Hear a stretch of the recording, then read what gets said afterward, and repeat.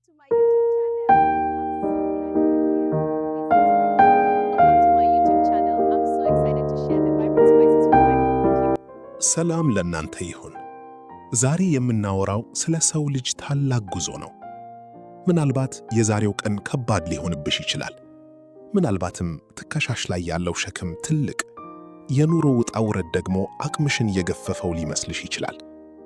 ከዚህ በላይ መሸከም አልችልም ብለሽ ቆም ብለሽ ይሆናል። ነገር ግን አንቺ ዛሬ የምትሰሚው ያ ድካም የፍጻሜ ምልክት ሳይሆን የጥንካሬሽ መለኪያ መሆኑን ልትረጂ ይገባል። እያንዳንዳችን የየራሳችን የመከራ ታሪክ አለን። አንዳንዶች ከልጅነት ጀምሮ በፈተና ታጅበን አድገናል። መከራ ለሌላው ሰው ታሪክ ሲሆን፣ ለእኛ ግን የዕለት ተዕለት የኑሮ ዘይቤያችን ነበር። ይሄ በጣም ከባድ ነው። ነገር ግን ፈተና የሚያጠነክረን በትልቅ አውሎ ነፋስ ውስጥ ስናልፍ ነው።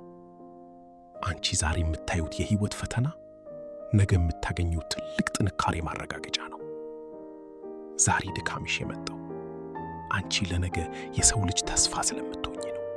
አንዳንዴ እኔ ባልኖር ይሻላል የሚል የድካም ድምፅ በውስጣችን ይጮኻል። ይህ የድካም ድምፅ እንጂ የእውነት ድምፅ አይደለም።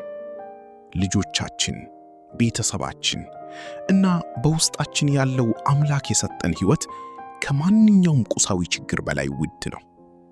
አንቺ በሌለሽበት ያ ቤተሰብ እንዴት ይሆን? ያ ልጆችሽስ ማንን ይፈልጋሉ? አንቺ ለነሱ ዓለም ነሽ። ራስሽን አጥፍተሽ ወይም ተስፋ ቆርጠሽ የምታገኘው ሰላም የለም። ሰላም ያለው ዛሬን በትግል መሻገር ላይ ነው። ትግልሽ ዛሬ ሊያደክምሽ ይችላል። ነገር ግን ከዚህ ትግል በኋላ የሚመጣው ጥንካሬ ማንም ሊወስድብሽ የማይችል ስጦታ ነው። አንቺ ያለፍሽባቸው መንገዶች አንቺን የከተማዋ ወይም የአገሪቱ የላቀ ሰው አድርገውሻል። ዛሬ ብር የለሽም ይሆናል። ዛሬ ተስፋ ቆርጠሽ ይሆናል። ነገር ግን ነገ ያ ጠባሳሽ ወደ ታላቅ ምስክርነት ይቀየራል።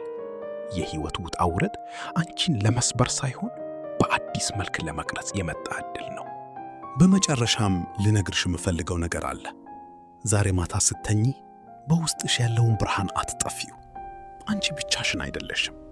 የምትሰሚው ህመም፣ የምታለቅሺው እንባ ሁሉንም እያየሽ ነው።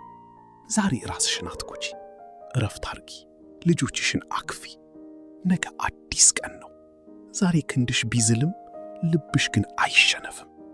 ከዚህ ሁሉ በኋላ የምትወጪው ሰው ዛሬ ከምታዩ ሰው እጅግ በጣም ጠንካራ ትሆኛለሽ።